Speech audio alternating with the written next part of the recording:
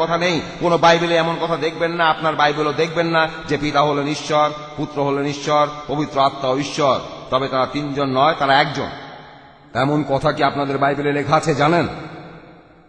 যে পিতা হলেন ঈশ্বর, পুত্র হলেন ঈশ্বর, পবিত্র আত্মা। আপনি একটু আগে ঠিক এই কথাটাই বললেন যে পিতা হলেন ঈশ্বর, পুত্র হলেন ঈশ্বর, পবিত্র আত্মাও ঈশ্বর। কিন্তু তারা তিনজন নয়, তারা একজন। এরকম কোনো কথা আপনাদের বাইবেলে নেই, বাইবেলের কোথাও নেই। আপনি কি আমাকে বলবেন এমন কথা বাইবেলে আছে কি না?